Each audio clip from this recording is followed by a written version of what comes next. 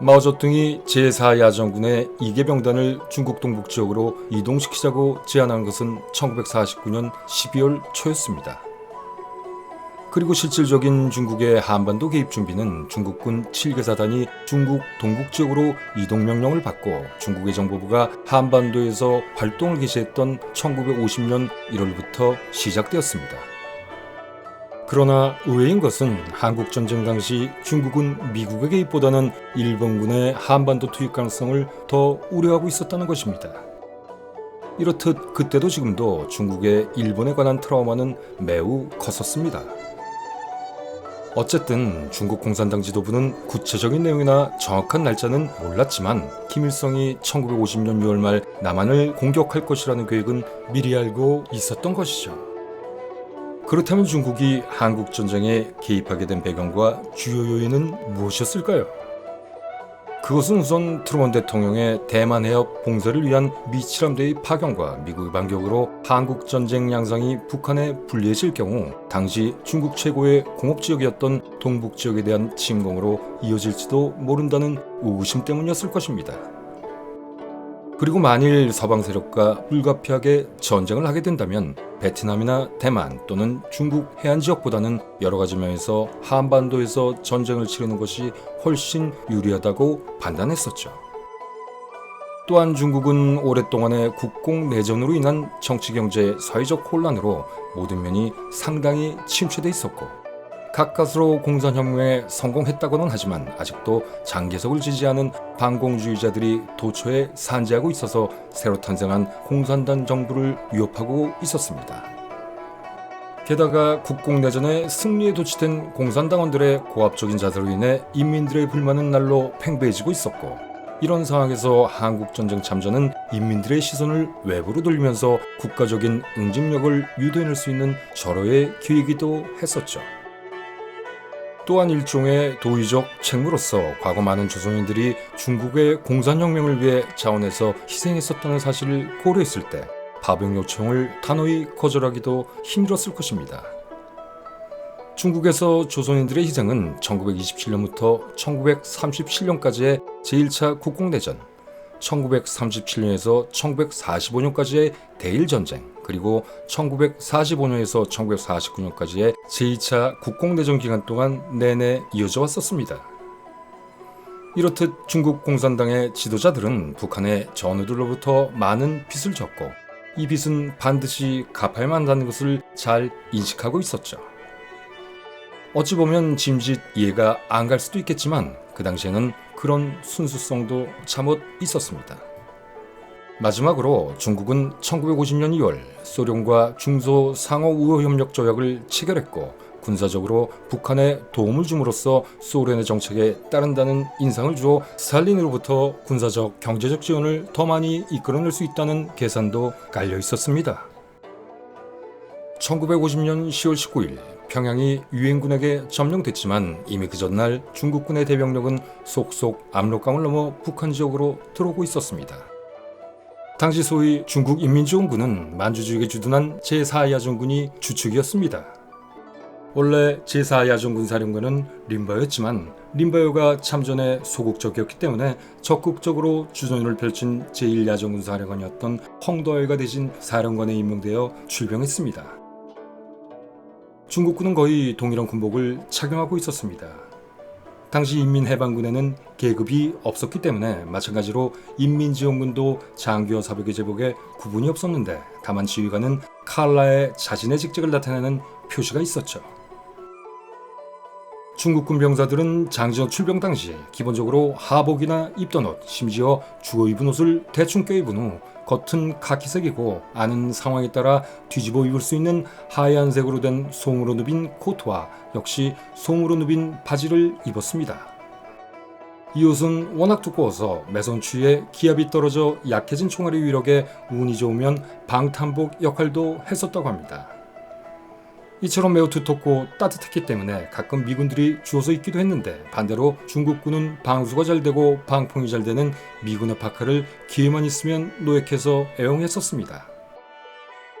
그들은 귀마개가 달린 털모자를 쓰고 있었고 일부는 털부츠를 신었지만 대부분은 바닥에 고무를 댄 열악하기 짝이 없는 천운동화를 신고 있었습니다.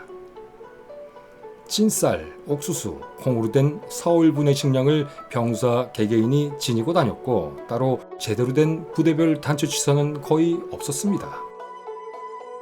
마오쩌 등등 중국군 고위층은 사상을 통한 정신력만을 강조하며 이런 비인간적인 식량 보급만을 추진하여 실제로 영하 40도의 추운 날씨에 데우지도 않은 곡식을 먹다가 설사병에 걸리는 것은 일상이었죠. 그리고 그 추운 겨울에 장갑조차 끼지 않아 상당수가 동상으로 손발을 잘라내야 했습니다. 연대 이하는 무선통신 장비가 아예 없었고 대대 이하는 유선통신 장비도 없어서 중대 이하의 단위 부대는 급박한 전투 시에도 전령, 나팔, 풀비리, 호루라기, 꽹과리, 신호탄 등으로 소통할 수밖에 없었습니다. 그래서인지 장지호 전투에 참가한 위해병 대원들의 증언에 따르면 밤중에 들려오는 이들의 피리와 나팔 소리에 몸소리를 쳤다는 기록이 아주 많습니다. 중국군의 부대 단위는 소련군에서 이어져오는 공산권의 교리대로 서방의 같은 단위 부대보다 적은 정원을 가지고 있었는데 중국군의 일반적인 부대 편성 방식을 보면 1개군은 3개 사단으로 구성되었고 전형적인 당시 중국군 사단은 6,500명 내지 8,500명으로 구성됐으며 간혹 드물게 1만 명일 때도 있었습니다. 그리고 사단 예하에는 3개 보병연대와 1개 포병대대가 있었죠. 3개 사단이 1개 군 편제이고 몇 개의 군이 모여 1개의 병단을 구성했습니다. 그러나 중국군의 군은 미군의 군단에 해당되고 병단은 미군의 군에 해당되므로 편제 단위 부대의 병력 수는 오히려 미군에 비해 훨씬 적었습니다. 이것 때문에 훗날 중국군의 병력 규모를 추산할 때 단순히 서방식 부대 단위로 병력을 계산하여 중국군 병력 수를 과대평가하게 되는 오류를 범하기도 했었죠.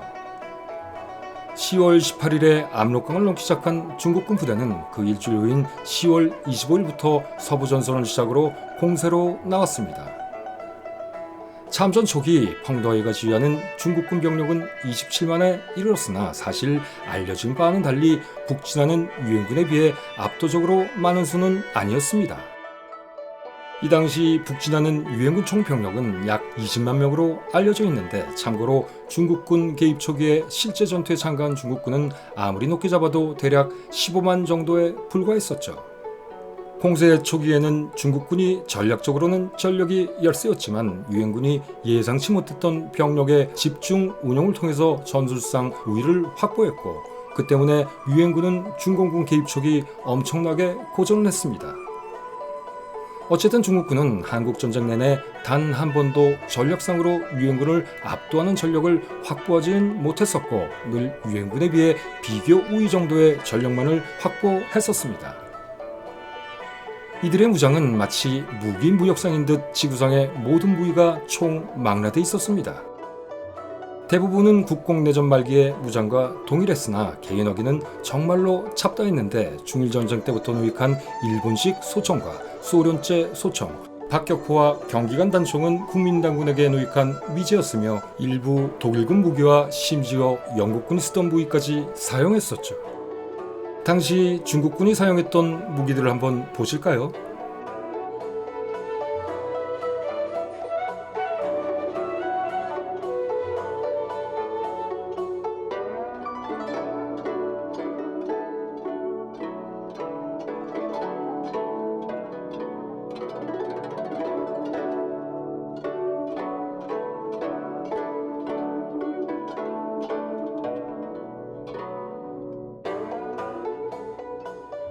마치 시골 장터를 돌아다니는 만물트럭에 구겨 넣어진 잡동사니들 같습니다.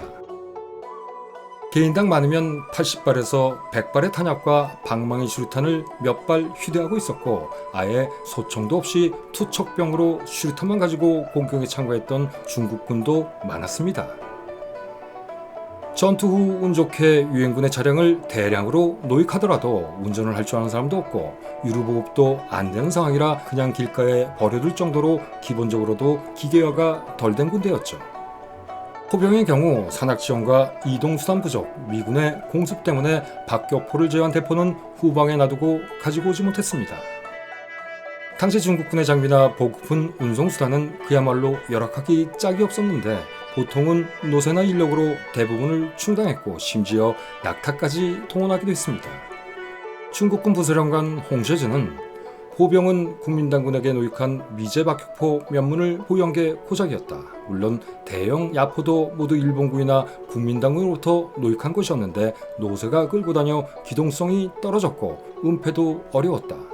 그래서 결국 소총과 박격포, 슈루탄에 의존한 수밖에 없었다.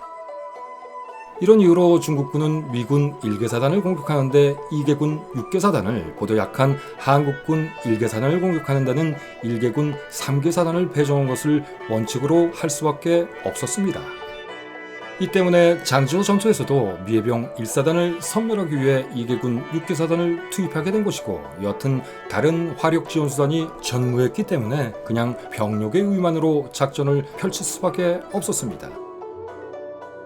중국군은 깊은 산악 지역에 매복해 있다가 야간에 유행군을 기습하는 전법을 주로 썼습니다. 이는 치고 빠지는 전형적인 게릴라 전술로 일제 공격 후에는 적에 대한 무리한 정과 확대는 시도하지 않았고 신속히 산속으로 다시 철수하는 식이었죠. 이런 공격 패턴 때문에 메가더는 이를 중국군의 전술적 취약성을 보여주는 것으로 해석했고 이에 더욱 무리한 공세를 펼치다 결국 참담하게 패배를 당하고 말았습니다. 당시 전선에서 활동한 중국군은 대부분 경보병으로 이루어져 있었으며 지원화력이 이래봐야 박격포 정도가 고작이었지만 대진 자동차의 기동이 어려운 산악 지형에서 보병의 기동력을 10분 활용한 게릴라식 포위 전술은 대마공 같은 산악 지역에서는 역으로 상당히 유용했습니다. 가장 즐겨 사용하는 전법은 V자 전술로 적이 V자로 매복한 한가운데로 들어오기를 기다렸다가 깊숙이 들어오면 따로 선발한 정예부대의 재빠른 기동으로 양날개를 닫아 포위망을 완성하는 전술이었죠. 이를 위해서 매복과 위장을 철저히 실시하여 유엔군은 공중정찰로는 그렇게 포진한 중국군을 쉽게 발견할 수가 없었기 때문에 주간에 아무것도 모르고 포위망 안으로 들어갔다가 야간에 숨어있던 중국군이 뛰쳐나와 공세로 나오면 속수무책으로 포위되어 큰 피해를 볼 수밖에 없었습니다. 일단 이들은 포위된 적을 작게 쪼갠 후 각각 대병력을 동원하여 무자비하게 공격했기 때문에 한동안 이들의 공세를 물량으로만 밀어붙이는 무식한 인해 전술이라 인식하고 폄하하곤 했었습니다. 하지만 이것은 인해 전술이 아니라 엄연한 집중 포위 전술이며 이렇듯 포위된 적을 섬멸하기 위해 적보다 압도적인 수의 병력을 집중 투입하는 것은 전술 교리상 어찌 보면 당연하고 합리적이었습니다.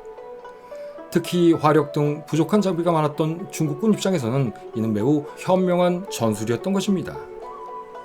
그러나 당시 유엔군은 이런 이들의 생소한 공격에 패닉에 빠져 이를 인해 전술이라고 속칭했었던 것이죠.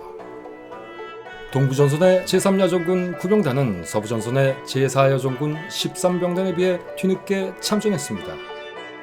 9병단의 주력 부대는 미식군단이 북진하고 있던 시점에도 아직 산둥성에서 이동 중이었을 정도였습니다. 9병단은 한반도 출병 이전엔 기후가 온화한 산둥성, 안의성, 상하이 등에 주둔하고 있었기 때문에 원래 한반도에 곧장 들어갈 부대는 아니었습니다. 이들은 우선 만주로 이동하여 이곳에서 동계 적응 및 실전 준비 태세를 갖출 예정이었지만 미군과 한국군이 연이어 동해안에 상륙하여 함경도 지역을 단숨에 석권할 기세로 북진했었기 때문에 어쩔 수 없이 급박하게 전선으로 투입된 것입니다. 그렇기 때문에 이들은 동계 피복 등 혹한기 전투에 필요한 장비가 사실상 전무했었죠. 결국 이런 준비 부족은 훗날 장지도 전투에서 중국군 9병단의 존패에 중대한 요인으로 작용하게 됩니다. 1차 공세를 일종의 시험 전투로 유엔군의 전력을 한 번 경험한 펑도아이는 휘하부대에게 미군의 약점과 강점에 대해 다음과 같이 평가했습니다. 미군은 매우 강력한 화력과 물량의 강점을 지니고 있지만 도보 행군을 싫어하며 야간 전투에 약하고 과도하게 공중 지원에 의존한다. 이런 평가는 후에 시행되는 중국군의 공세작전 계획의 중요한 기본 숙지사항이 됐습니다. 중국군은 이어 실시된 2차 공세로 메가더의 크리스마스 공세를 좌절시키고 일단 세계 최강 미군을 후퇴시키는 잠재력은 보이기는 했으나 미군의 강력한 화력 앞에서 더 많은 병력이 희생을 감수해야 하는 무자비한 작전만 펼쳤기 때문에 결국 엄청난 인적 손실을 보게 됩니다. 병력 손실은 단지 전투로 인한 손실뿐만이 아니었습니다. 영하 30~40도로 내려가는 북한의 가난한 산악지역에서 제대로 먹지도 못하고 하루에 수십 킬로미터를 도보로 행군시키는 등 비인간적인 작전으로 생긴 동상, 질병 등의 비전투 손실이 더 극심하여 공세가 끝날 무렵에는 구병단 전병력의 60%가 작전불능 상태가 되고 맙니다. 펑도와이는 전쟁이 끝날 때까지 사령관 직함을 유지하고 있었으나 1952년 4월 뇌종양으로 귀국한 후부터는 사령관 대리인 청공과 덩화가 각각 중국군을 지휘했습니다. 펑도와이는 한국전쟁에서 유행군을 저지하는 큰功을 세웠습니다. 그러나 미국의 압도적 화력과 공중무세로 인한 보급 차질로 너무나 많은 인명피해가 발생하는 중국군의 열악한 현실을 매우 안타깝게 생각했었죠. 그래서 전쟁 중에도 수차례 베이징을 방문하여 우리의 군대의 보급 사정이 너무 나쁘다. 조금 더 보급에 신경을 써달라. 라며 마오쩌둥과 조우엔라이에게 격정적으로 불만을 토로했었다고 합니다. 하지만 장비나 화력보다는 병사 개개인의 사상과 각성을 중시한 마오쩌둥의 교조적인 군사이론에 깊은 회의를 갖게 되었고 결국 이것은 훗날 소위 문화혁명 때 그의 비참한 말로의 단초가 되고 말았죠. 제공권 없이 싸우던 중국군은 장성급도 매우 많은 피해를 입었는데 군단장급에서 3명, 사단장급에서 7명의 전사자가 나왔습니다. 비교적 안전한 후방의 사령부에서 근무했던 마오쩌둥의 아들인 마오한잉마저도 미군의 폭격에 전사했을 정도였으니 일반 병사들의 피해는 이루 말할 수 없을 정도로 참담했습니다. 장진호의 미 해병대를 포위 섬멸하겠다는 계획을 세운 장군은 3야전군 예하 구병단 사령관 겸 정치위원 숭수린이었습니다. 냉정하고 불같은 성격의 소유자인 그는 당시 40대 초반이었지만 여타 중국군 장교들과는 달리 황푸 군관학교에서 군사학을 제대로 공부한 엘리트였죠.